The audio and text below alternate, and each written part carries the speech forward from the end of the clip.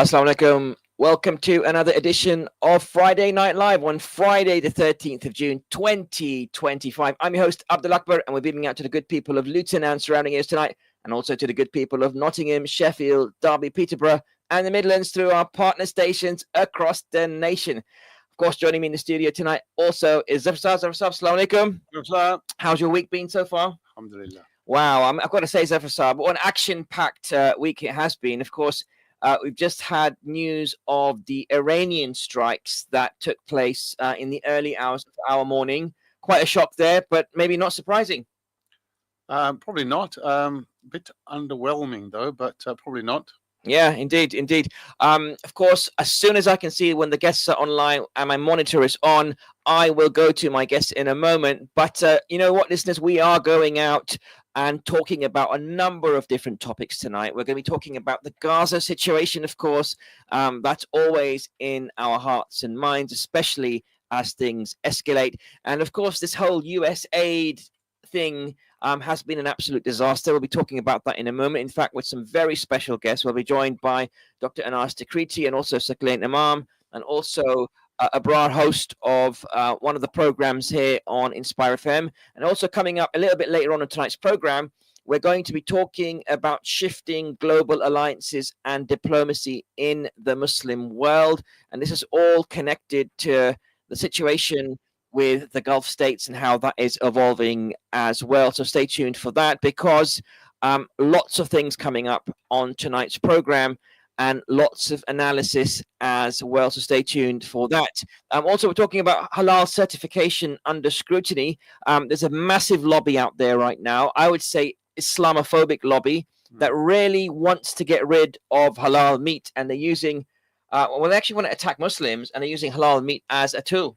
So. Yes, they tend to care about animals, right? Probably more than human beings. Yeah.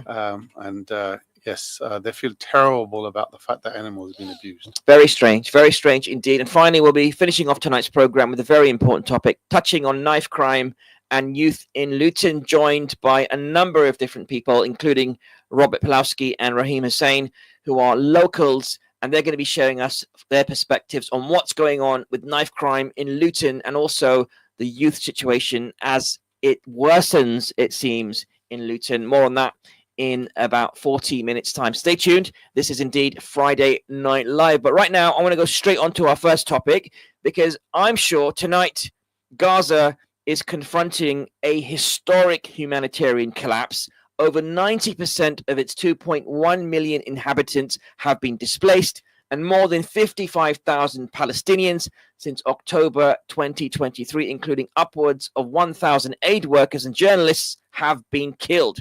Now, a US-led aid pier was supposed to help, but instead coincided with 163 aid-associated deaths since late May this year, and yesterday's devastating strike on the Nusrat camp. Now, Israel's Operation Rising Lion, as it's called, has hit deep inside Iran. Now, 200 aircraft bombing over 100 nuclear and military targets, killing senior IRGC commanders and nuclear scientists, sparking drone retaliations and a sharp 7 to 11% surge in crude oil. We're watching Gaza and Iran bloodied simultaneously, but the question is tonight, to what end? Well, joining us right now, we're delighted to be joined by a special guest who's no stranger to this program. He is, of course, Dr. Anas Al-Takriti, CEO of the Cordoba Foundation. He's a seasoned international law expert and in humanitarian crises and Middle East diplomacy. Assalamu alaikum, Dr. Al-Takriti. Welcome to tonight's program again. How are you doing? Alaykum assalam wa rahmatullahi wa barakatuh. Thank you for having me again. It's a pleasure to be back. Thanks for joining us. Dr. Anas, let me ask you, how does the Iraqi level escalation into Iranian airspace after the strategic, alter the strategic calculus? Does it mark a shift from Gaza being a regional flashpoint to suddenly all eyes and ears moving to Iran?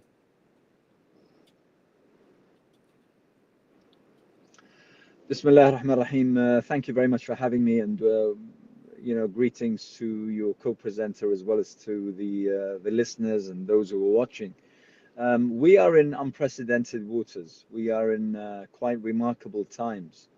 Um, uh, Mention again figures that were unimaginable just a few months ago, yet we are more than around 620 days on from the beginning of this genocide, and the situation in Gaza is incredible. And to be perfectly honest, we could talk about the devastation that's happened to Gaza and the kind of loss, not only in life but in possession, in homes, in lands, in dignity. People who are actually starving, who are striving just to feed their children the very scraps, the very basics.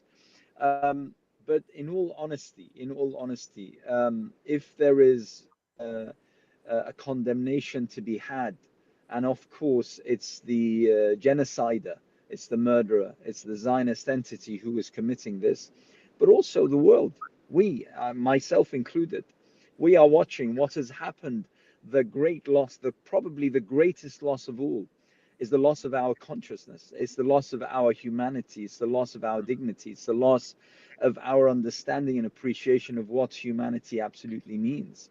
And we could talk politics, we could talk strategic issues, we could talk interests, we can talk balances of power. But ultimately speaking, it comes down to the fact that how barbaric and depraved humanity has shown itself possible, capable of being. Um, our governments, the international institutions, the best we can do is reel off numbers. That's the best we can do. The United Nations, all it could do is, just increase the reel of numbers of journalists and medics and aid assistants and the like who have been killed, and it's becoming tiresome. Now, obviously, in order to sort of give us something else to be angry about, to be excited about, we have this strike against Iran. And to be perfectly honest, I mean, it's not something that should take anyone by surprise. The surprise is that the international world order that the world has been operating according to over the course of the past 70 years since the end of the Second World War is no longer there. I mean, that's the surprising bit, that we have so quickly moved on from a particular world order that everyone was trying to fit in, talking about democracy, talking about human rights, talking about liberal democracy that became the emblem of everything, that drove someone like Francis Fukuyama to write The End of History, about claiming that humanity has reached the pinnacle. They will never, ever, ever arrive at anything better than that particular model.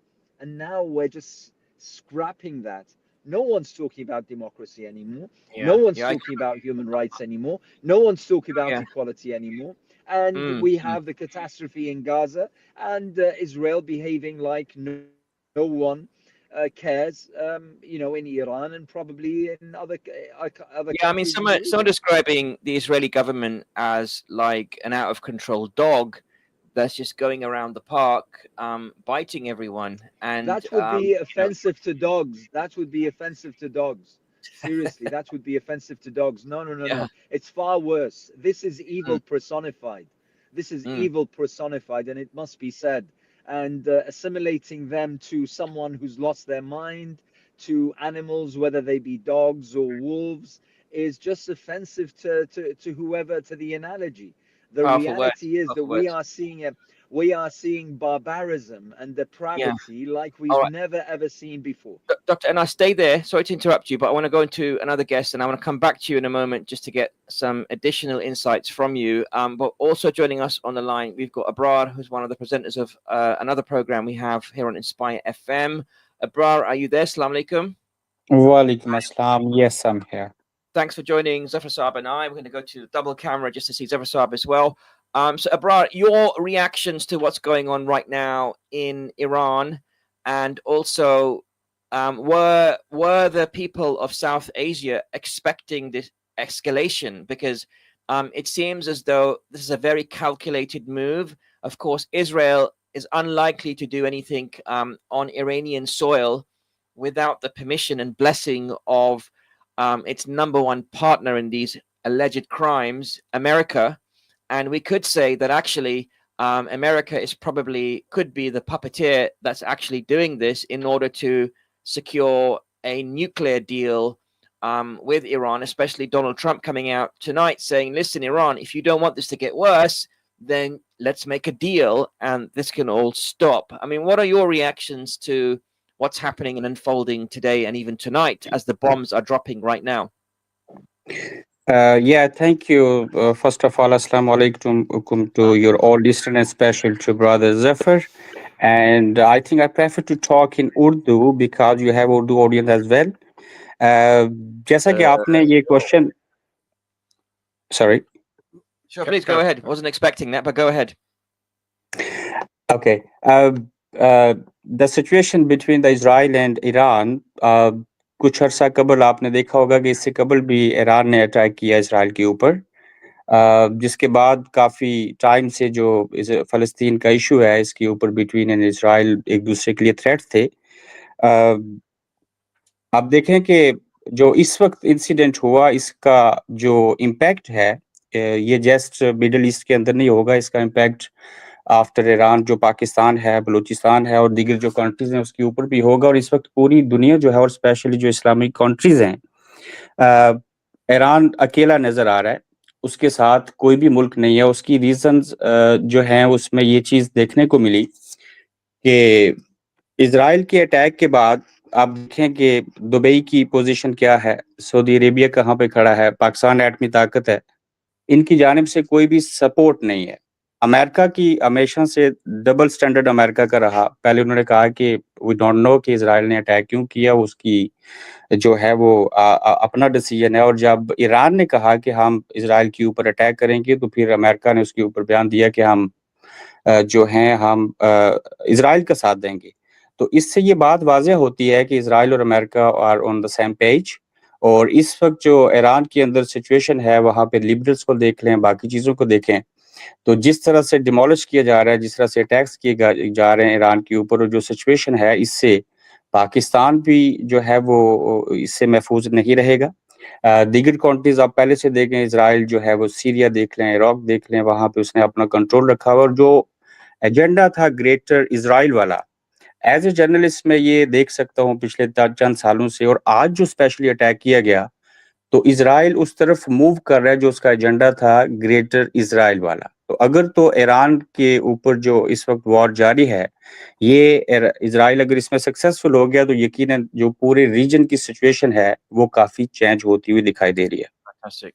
Jazakallah khair for that. Really appreciate that overview and feedback from you, Abrar. Appreciate you tuning in. Thanks for joining us. We're going to go straight to our other guests on the line.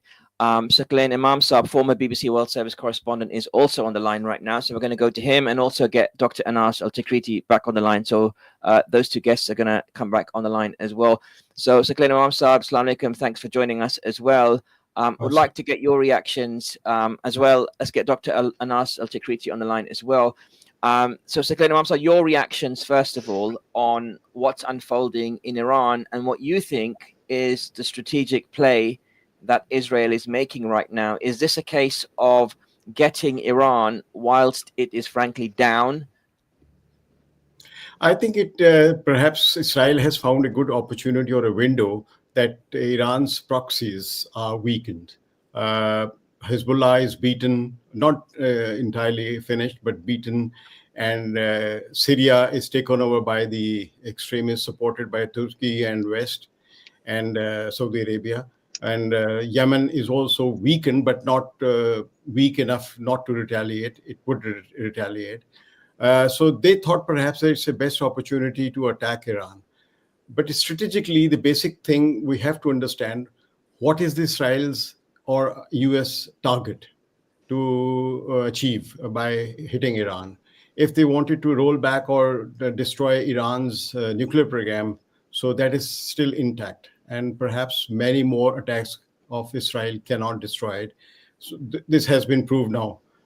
Hardly there's a rumor that perhaps a slight leakage of radiation from Natanz power plant or uranium enrichment base, there has been slight leakage, but that can be managed. It's not a big blow or destruction of the plant.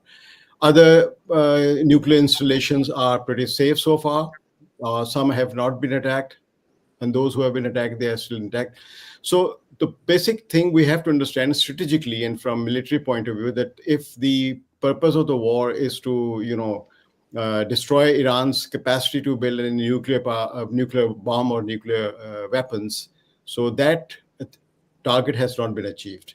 So it seems to be a power display because Israel is facing internal crisis. Netanyahu has failed in achieving anything. It has failed in destroying or completely, making Hamas surrender or completely degrading Hamas in Gaza, despite Gaza has been completely turned into rubbles. So I think it's a war. It's a war for no reason. Okay, thanks for sharing that. Before I go and get reactions from Dr. Anas Al-Tikriti, let me get to Zafar Saab. Hey, Zafar Saab, your reactions to what you've heard so far and your analysis of what's going on. I think much of it has been covered already. In terms of, I do agree with Imam Saab that this is more of a internal political thing, right, by Netanyahu to hang on to power, really, to divert attention towards a bigger crisis or to create a bigger crisis to cover up the failings. It has failed miserably. I have mentioned many times that Israel failed miserably in Gaza, even though it's created and basically brought about destruction on the Palestinians. The thing is, has it failed though? I don't think it's the thing is, from their perspective, they haven't failed. From their perspective, wiped out the entire. They've displaced a whole bunch of Palestinians. So to them, the victory is to say Hamas is gone. Yeah, but we can say they failed, but have they failed from their perspective? They haven't. They're claiming victory. They have. The whole of the world has actually turned against Israel. Of course, that from a PR perspective, from a US, from apart from the US and the hawks which are in charge in the US, for sure. Most of the governments around the world are now with the Palestinians and are calling for the Palestinian state. But the joke is there are discussions. There are discussions. No, they're selling weapons still, Zafar. So what's happening is the UK, yes, we're sanctioning two far-right extremist Israeli Jews. There are calculations to be made, right, in each country, and there are pros and cons of continuing where they are. But you can visibly see, even in the UK, you can visibly see a distancing of the governments basically from Israel.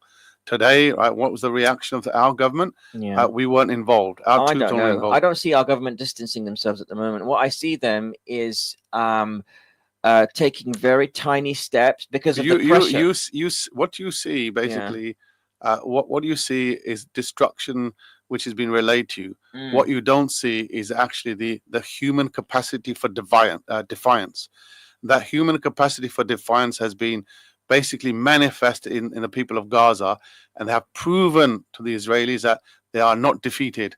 They might die, but they're not defeated, right? And that idea, that very idea is defeat of Israel in itself. That sounds very nice and heartwarming and motivational. But I just want to, and again, I respect what you're saying and I respect that perspective. But again, practically, there are still hundreds of Palestinians being killed on a daily basis. So 2 people being sanctioned doesn't mean anything. People demonstrating outside Hyde Park Corner every weekend is having a tiny bit of impact in raising awareness. But frankly, Israel is still doing these things unchecked. It is doing that. Yeah. But you see, the violence that is perpetrated is not achieving the objectives at the end of the day. It's achieving destruction. But the violence is but still it's not achieving submission. It wants submission. It's not achieving submission. Thank you, Zafar. Thank you for that. Let me go back to our guests on the line, Dr. Anas Al-Tikriti and Saqlain Imam Saab. Dr. Anas, let me get you back, and also Saqlain Imam Saab on the screen as well.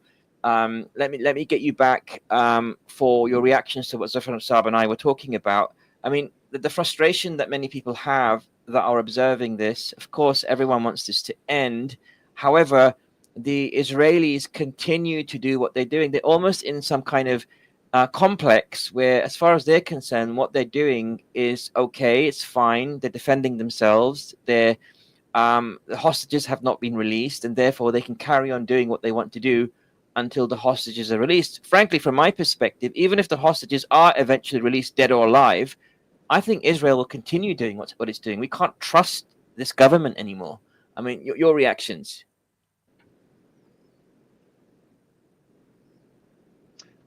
If I may, I actually agree with your co-presenter, with Mr. Zafar, because look at the bigger picture. Israel as a project has come to an end. It's hit a cul-de-sac. It might have immense power, but that doesn't mean victory. The fact that it has failed in achieving any strategic victory despite 620 days of continuous genocide. Anyone can be brutal. Anyone can be absolutely barbaric. Anyone can do that with the power. If they have, the United States behind them and the tacit approval of the entire world, especially the Western world, of course they could be as barbaric as they want. But that doesn't reflect victory. The fact is that more than 70% of nations around the world now consider Israel to be as evil as I described.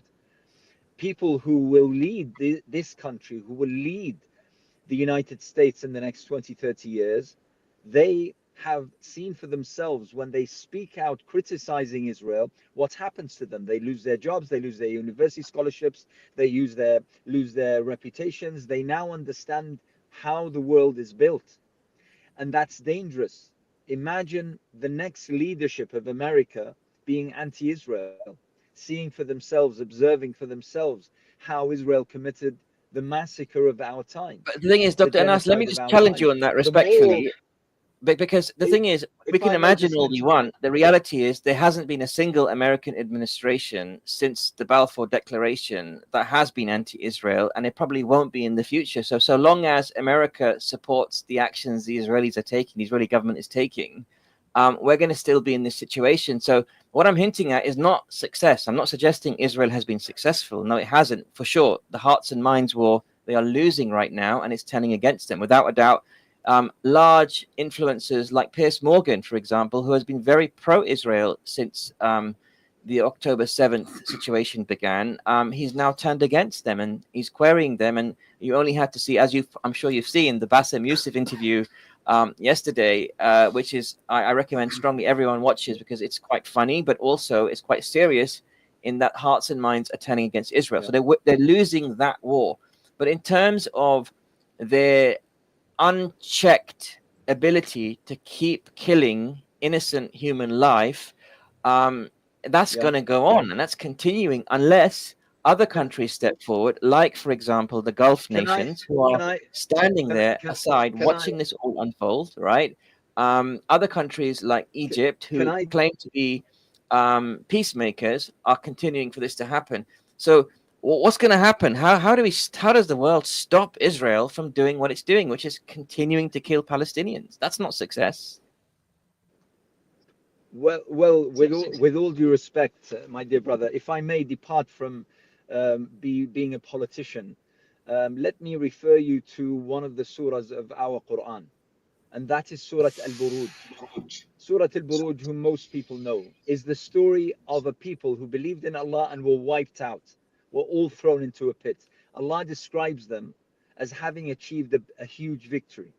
You see, sometimes our reasoning of victory and triumph and defeat is totally skewed. What is right and what is wrong, what is powerful and what is not, truth and not, is all skewed. I will refer you to this. Israel is built upon an ideology, and that ideology is the Zionist project. Just 20 months ago, neither you nor I could have actually spoken against Zionism without being absolutely hammered as being anti-Semites. Now, every other person and their dog are lambasting Zionism as being the most evil ideology there is in the world. That, regardless of how many Gazans are killed, regardless of how many children are starved at the hands of Israel, Israel has lost. Israel is no more. According to Ilan Pappé, an Israeli Jewish historian, he says at most Israel has 15 years before it collapses. I give it less than that. Okay. Dr. Nas, sorry to interrupt you. We need to leave it there. We need to go straight to our break, but Jazakallah khair for sharing that. Definitely what a powerful response that you had, which is we do need to reflect on things that maybe we don't understand yet, and there are things unfolding beyond maybe the normal realm of our vision. Thank you so much for joining us, Dr. Anas. Listeners, we're going to take a short break. We'll be right back. Stay tuned. Assalamu alaikum. Islam.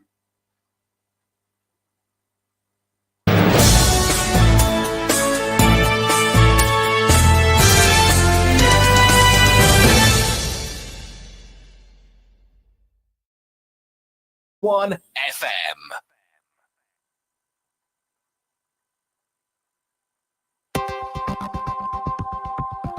Inspire FM के programme कैसे हैं, इस बारे में हमें अपनी राय से आगाह कीजिए ताकि आपके community radio station inspire FM को बनाया जाए और बेहतर। आज ही अपनी राय के लिए हमें फ़ोन कीजिए 01582481810 या फिर हमें टेक्स्ट कीजिए 07794811822 पे। Have you heard the exciting news? What exciting news is that? To celebrate their 60th anniversary, Ambala Sweets are launching their Dubai chocolate barfi from Saturday 24th of May. So we can visit the Ambala Sweet store at 211 Dunstable Road in Luton and now buy Dubai chocolate barfi. Yes, it'll be available from Saturday 24th of May and so much more. That's fantastic. Don't miss out. Dubai chocolate barfi and many more tasty sweet treats at Ambala, Dunstable Road in Luton and all Ambala stores. AK Windows South Limited, manufacturers and installers of high-quality UPVC windows and doors, bifold doors, composite doors, conservatories, porches, skypods, fascias, guttering, and much, much more. We specialize in double glazing and triple glazing using the best German profile. If you want quality at affordable prices, AK Windows is the place to go. If your house needs a facelift, you know who to trust. For a free quote, call AK Windows today on 01582 483 777 or visit us at Unit 10E, Britannia Estate, Leagrave Road, Luton. Assalamu alaikum wa rahmatullahi wa barakatuhu. Bismillahir Rahmanir Rahim. Qala an-Nabi sallallahu alayhi wa sallam, addil amanata ila man ni'tamanaka wa la takhun man khanaka. That you should fulfill the trust of the one who entrusts you and do not betray the one who betrays you. How many times have you needed urgent medical supplies but don't know where to go? At Harris Pharmacy, we take pride in delivering a high-level healthcare to our community. This is why we have services such as private one-to-one consultation, free prescription ordering from GP and delivery to your home, mobility aids such as providing wheelchairs and many other items for everyday use. Call us today on free phone 0800 458 2850 to discuss your medical needs. We are open from 9 a.m. till 7 p.m. Monday to Friday and 9 a.m. till 4 p.m. on Saturdays. Harris Pharmacy, 165 A/B, Dunstable Road, Luton. If you're 9 to 16 years old, this exciting news is for you. CYCD have a summer holiday scheme. Free, fun. We're talking sports, arts, gaming, trips, and more. That's bigger and better. If you're on free school meals, it's free. Spaces are filling up fast, so sign up now and make this the best holiday yet. Visit us at www.cycd.org.uk for more info. From the heart of Bedfordshire in Luton on 105.1 FM. This is Inspire FM News.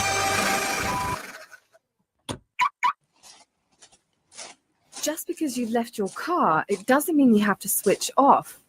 Keep listening to Inspire FM online or click on your smart TV. Either way, you can stay connected to Luton's best radio station all day and all night. This is Inspire FM. From the studios of Inspire FM, the time is now 6:30.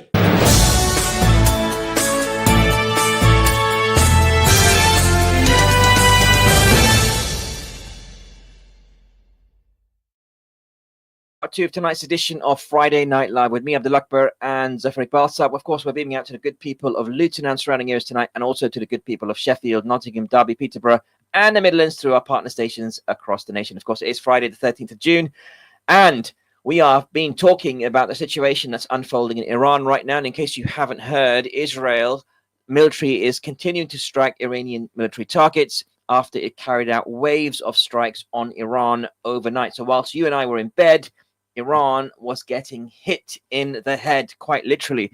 Israel's ambassador to the UN says the strikes were a necessary action after the Iranian threat took a dramatic turn. Iran vows destructive consequences. But the question you and I need to answer, and Zafar Saab, of course, everyone tuning in tonight, is this the beginning of World War III? Is this the eruption of a volcano that causes everyone just to go nuts around the world? Of course, I was asking the very important question about Gaza. And I'm not saying Israel's victorious. Don't get me wrong, everyone. What I'm saying is that Israel, of course, in terms of the war of hearts and minds, many, many people in the world, including the celebrity influencers, are turning against Israel because of its indiscriminate killing and starvation of innocent civilians. That's been ongoing, and many are arguing, including those who are lawyers, are saying that Israel is using starvation as a strategy in terms of this war. Of course, Israel will dispute that, but the evidence and the facts that we're seeing, the pictures, frankly, speak for themselves. And of course, Eversab, you can't move away from the fact that Israel still does not allow independent international journalists into Gaza to be able to report on this themselves. And that's always been his strategy, to be honest, right? And part of the reason for targeting journalists was to ensure that only one particular voice was heard, basically, and that was Israel's. But we are still seeing people giving up their lives in order to send pictures out so that people can be influenced and can be informed of an alternative view elsewhere. Yeah. We wouldn't have heard about these killings at the supposed supply lines, right? Aid convoys, etc., or aid routes that have been opened up. If there wasn't people out there risking their lives to send pictures out. You're absolutely right. Let me get Sakleen Imam Sab on the line because he's still there with us. And Sakleen Imam Sab, Jazakallah khair for waiting with us. We are going to go on to our next topic, but I do want to get one more bit of analysis from you, which is the position that Israel takes. Again, with your experience as a journalist, Israel has not allowed international journalists into Gaza to be able to fairly and neutrally report on the war. How unprecedented is this in terms of your understanding and experience? Well, many countries normally put restrictions on journalism and free media because they want to maneuver truth. What are the facts? They always want to maneuver them. They want to present them the way they want to present them. They don't want that their atrocities, their destruction, or their wrongdoings are exposed. So we have seen in many occasions that journalists are restricted. It is not even in Israel, it is in many countries, even in Europe, in Britain, in America, which are very, countries with full of democracy and democratic institutions. And they always champion of freedom of expression and freedom of, writing and freedom of thought. Even they put some restrictions. For instance, American journalists cannot easily walk into an Guantanamo Bay area. Not only the jails, even the area, they have to take permission. Even some military places they can't go. But the issue of Gaza is very different. It is a place which has been completely decimated. World has never seen this kind of decimation and destruction which Israel has done with Gaza.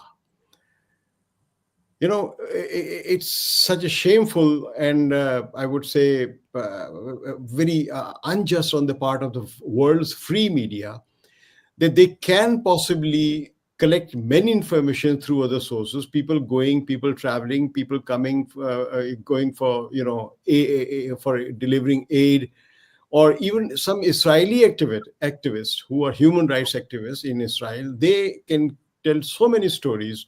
But global media doesn't try to get stories from them. They are just, actually, it is not the crime of Israel that they have destroyed, because this is what they wanted to do and they have done it. Israel is an occupying country. It's a colonial country. It's a racist country. Zionism is a racist ideology. It is not simply an ideology of a nation or an ideology of a religion. No, it is not. Many Jews do not subscribe to this ideology. And many people who weren't born at the time before, who had not born before the birth of Zionism, they were not. What would you say about it? Weren't they Jews? They were Jews, and I just heard one of your participants say, I'm sorry, I didn't know his name, who just referred to that Surah Bajruj, Al-Baruj. It's very important to know. I mean, he referred to about the, punishing some people in a, I would say, in a fire in Yemen. It's a story of Yemen, but the important aspect of that story, which has been mentioned in Surah Al-Baruj, is that those were the Jews who massacred Christians in Yemen, in that area of Najran, and then Romans and other Christians sent help to those Christians, and then they burned those Jews in retaliation. So this surah tells us so much for us. It has a message for every one of us.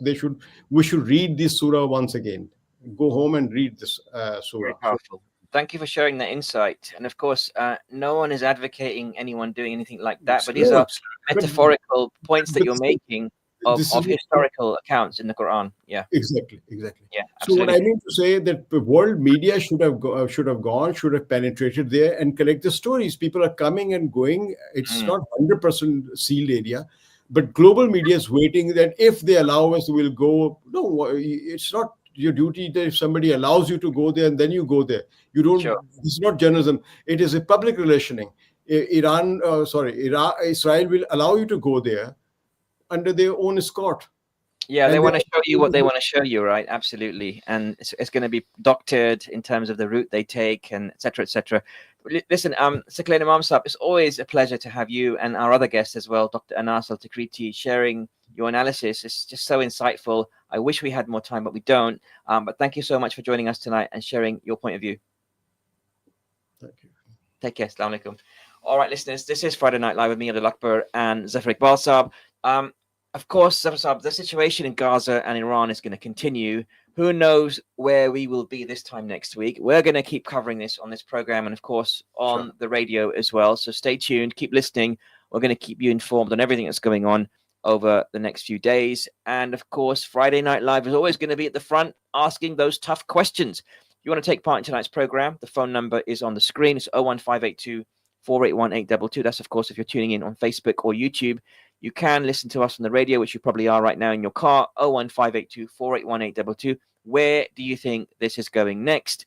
Do you think Israel is victorious, or do you think there's a deeper thing going on here and it's just a matter of time before the situation unfolds and things get better again and the truth will always prevail? Your thoughts on 01582 481 822. I'd love to hear from you. We're going to move on to the next part of tonight's program. But Zafar Sahib, anything else you want to say before we move on? I just want to pick up on the point that we started off on about success. So I don't believe, I know Iran has been a target of Israel for quite some time, but I don't believe this is going to blow out into a major conflict in the region, to be honest, right? This is a diversion. It's diversionary tactics, basically, right, to cover up on failures, as I said, of Israel. And the reason it's failed is because Israel will only thrive if Jews from around the world flock to Israel to make it their home. And many of the Jews want a place which is democratic, which is accountable, which is just, basically, to be able to go there, make it their home. And if it's acting the way it's acting at the moment, they won't. Absolutely. And it's really interesting how two former prime ministers are, accusing the current Israeli government of war crimes. These are prime ministers that have served the country, the nation, right? Indeed. And they've come forward, like Ehud Olmert, who's come forward and said, listen, as far as I'm concerned, this is bordering on war crime. And then what did the Israeli government say? They say, well, you know what? This is politics and they're just being politicians, blah, blah, blah. But actually, you know what? It's a big deal when a former prime minister of a country, a sovereign prime minister, has come forward and said, you know what, from my vantage point and my experience, this looks like a war crime. And look what they're doing. They're brushing it off, brushing it under the carpet, ignoring it, ignoring the words of the world. And of course, that has to come back and bite in some way, shape or form. Indeed. And maybe we can't see that just yet. We're not seeing the fruits of that just yet. We're just seeing more death and destruction. But let's see. Maybe there is a bigger plan unfolding. As per the Quranic evidences that we've heard in Surah Al-Baruj, really powerful stuff. Anyway, we're going to move on to our next part of tonight's program because we've got a couple more topics to cover and only 20 minutes to do that. So I want to move straight on to the halal certification situation. And in case you're not aware of what's going on, listeners and viewers, the halal meat debate has escalated dramatically over the last week or so, because on the 9th of June, a petition sparked a Westminster Hall debate calling for a ban on the non-stun slaughter of animals, gaining over 109,000 signatures. And critics, led by the MP Rupert Lau, labelled non-stun methods barbaric and claimed millions of Brits are unknowingly consuming halal or kosher meat due to poor labelling. However, the RSPCA confirms that 88% of halal meat in the UK is pre-stunned, and non-stun slaughter accounts for just 2.9% of the total UK meat population. Now, MPs across the political spectrum warn this debate could fuel xenophobia, Islamophobia, under the guise of animal welfare. And that's what advocates on the Muslim side and the Jewish side are saying. They are saying that this is just Islamophobia and xenophobia under the guise of animal welfare. So tonight we're discussing where halal certification stands, what the petition really demands, and whether reform or outright ban is the path forward. So joining us on the line right now, we're delighted to be joined by Operations Director of HMC, that's the Halal Monitoring Committee, to you and me, Nadeem Adams. Assalamu alaikum, Nadeem Sahab, how are you? Wa alaikum salam wa rahmatullah. I'm very good, thank you. And yourself, how are you? Doing great, thank you so much. Of course, on the backdrop of everything else, a little bit sad, but otherwise doing okay. So Nadeem, can I ask you to explain the petition's central demand? Is it really asking for a ban on all halal slaughter, or is it specifically targeting non-stun methods? What's your take on this and your reactions? Yeah, of course. Yes. So firstly, thank you very much for having the HMC onto your esteemed show. So thank you very much for having us here this afternoon. So the petition, as you rightfully introduced, was filed several weeks ago, I guess. It gained 109,000 odd votes, and the parliamentarians had a debate on the 9th of June. The debate was all about halal or non-stun halal being barbaric, and essentially it has no place in Britain here, and it was calling for a outright ban. Of course, animal welfare is important to Muslims. It's important to all human beings, I'm sure. But in terms of non-stun slaughter, and to single it out is obviously not fair. There are many concerns that do exist within the supply chain of food, regardless whether it's for halal production or for non-halal production. And obviously, we need to be pragmatic about animal welfare. And if the objective is to improve animal welfare, then we of course must look at this holistically, rather than simply focusing on the end life of the animal, and more specifically for what the Muslim and Jewish community consume here in the UK. Yeah, really, really interesting point. What's the situation in the UK right now? Is it true to suggest that most of the halal meat that we consume in the UK is actually pre-stunned? So, for example, a lamb, imagine I go out to my halal butchers and I buy some halal meat, or I go down to Asda or a local supermarket and I buy some halal meat. In all likelihood, is it likely that that meat was pre-stunned before it was Islamically slaughtered? Correct, yeah. So HMC is the only halal certification body here in the UK that certifies and accredits non-stun slaughter here in the UK. Majority of the halal certification bodies and majority of the halal food that you will find in the high street has the animals have been pre-stunned before the slaughter is essentially taking place. So I think for us, it's obviously you've got halal compliance and halal integrity that needs to be upheld. But for the end user, for someone like your good self and me, we would simply go to a local butcher, look at the halal sign, and we will simply go in and buy. But there are so many nuances that exist around the halal food supply chain that you essentially don't really know what you're buying. You could be buying halal that meets your expectation, or you could be buying halal that really doesn't meet your expectation. And I guess the supply chain is so vast. You've got products entering the supply chain from all parts of the world, and there is no sort of centralized method or governance in place that can instill that confidence. And that's why I guess HMC exists, whereby we have trained people working inside slaughterhouses, going into the HMC certified shops to make sure that they are compliant. So it's a very intense, rigorous inspection and monitoring based system that allows us to essentially instill that confidence to the end user. It's important, but these statistics are quite staggering, Nadeem Bhai, because if you think about it, if around 3% of overall meat is kind of non-stunned, I mean, I'm sure if you ask a Muslim, what would you prefer, pre-stunned or completely non-stunned halal slaughter?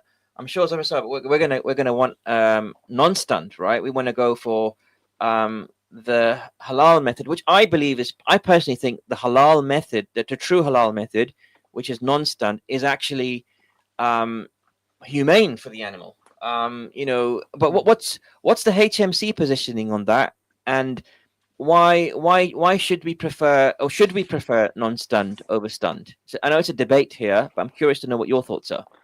Yeah, I guess it's going to be a little biased for me for asking me that question. Obviously, from a HMC's perspective, absolutely. But from a HMC's perspective, since our inception over 20 years ago, we've never sort of accepted any forms of pre-stunning on animals, and for that right reason.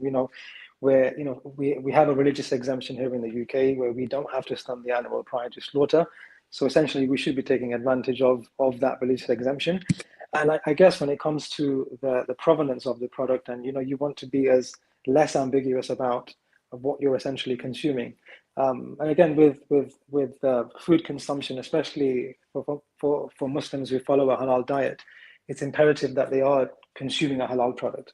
They need to ensure that they are consuming something that meets with their dietary requirements. And if they're not, then the implications are quite grave, to be fair. Yeah, wow, you'll make a good politician, by the way. You'll handle them, mashallah. But let me ask you this: what do the Jews do? Because we know that Jews are very sensitive about kosher meat, and it could be argued that even the kosher supply chain is probably even more rigorous, some would argue, than maybe the halal supply chain that we have in this country. Do any Jews, for example, that has the kosher label on the meat product, do they accept pre-stunned meat or never? Yeah, from my understanding, they don't. So they don't accept any forms of pre-stunning on any of the kosher slaughter that they carry out. So 100% of slaughter that they undertake is non-stunned.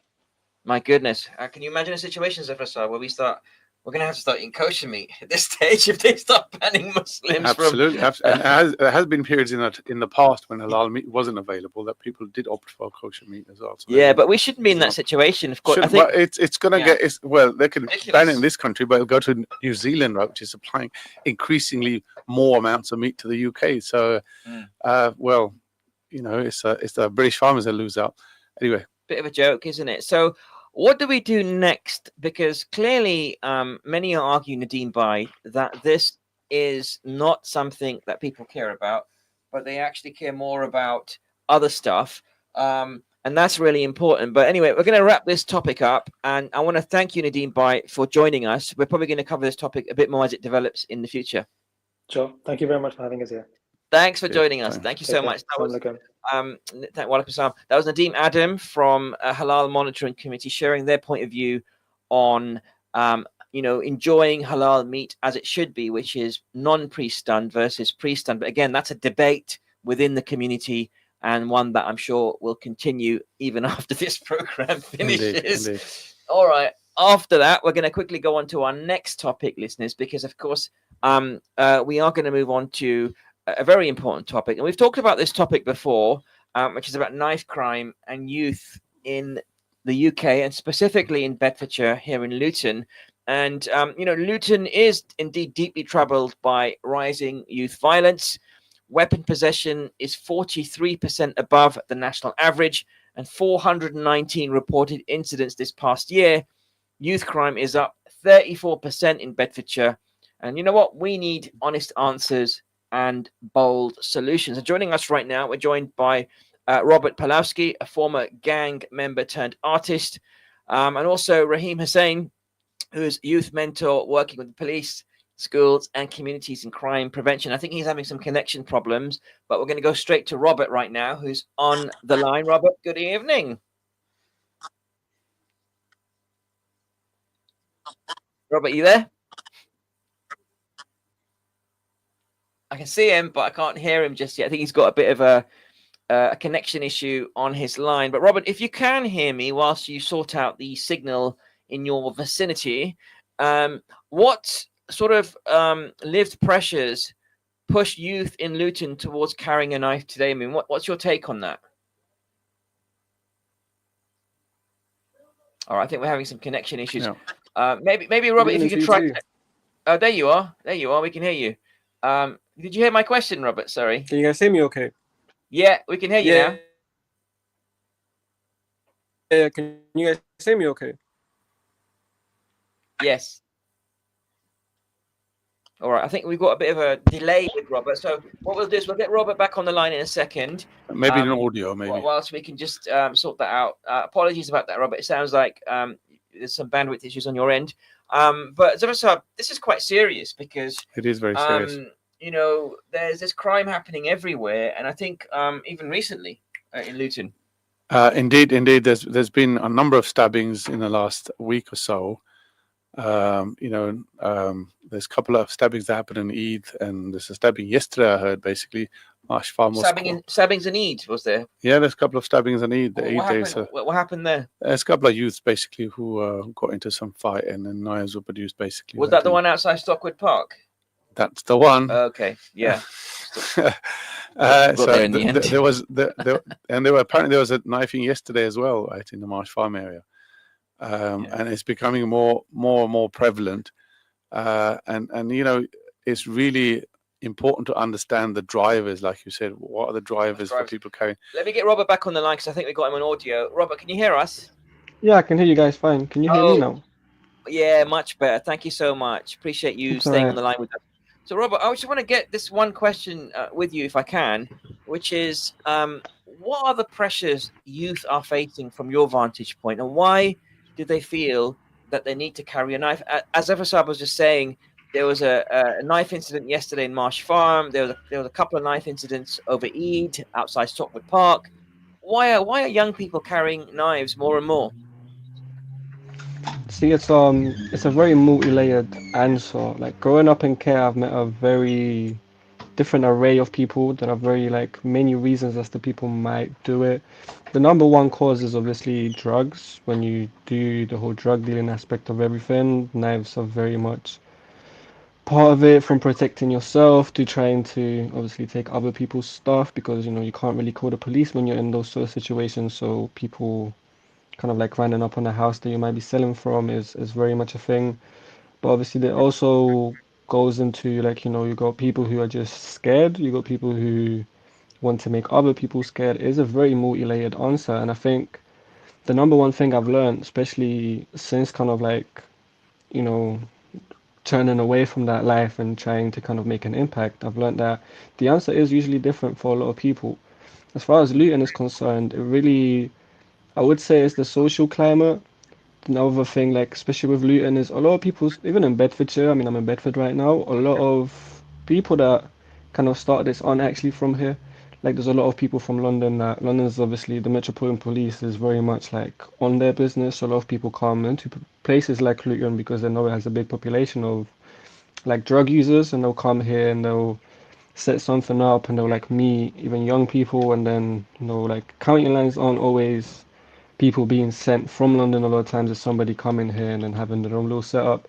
It usually starts with meeting a drug user, asking them to basically, they'll give them stuff and say, can I stay at your house? And then from there it all just kind of develops.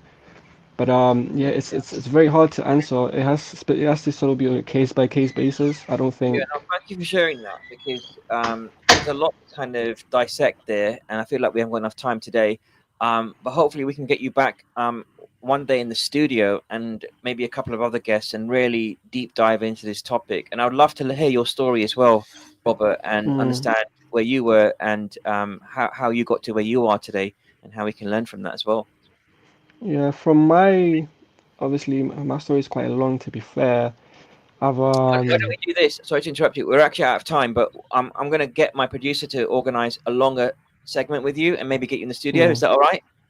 Yeah, that's fine. If you guys give me a heads up as to when, I mean, online I can do it next day, but as far as in person, as long as you give me a little heads up so I can get to Luton and obviously do that. Yeah, I'd love to. It's obviously something I've been working appreciate on your hard. time tonight anyway. Appreciate it, Robert. We'll be in touch. Thank you so much. All right, listeners, this has been Friday Night Live with me, Abdul Akbar, and Zafar Balsab. Of course, the situation and tensions in Gaza and Iran continue. Our thoughts and prayers are with all of those affected in the situation. But from me and Zafar Balsab, until next week, Assalamu alaikum. Assalam. Wa alaikum assalam.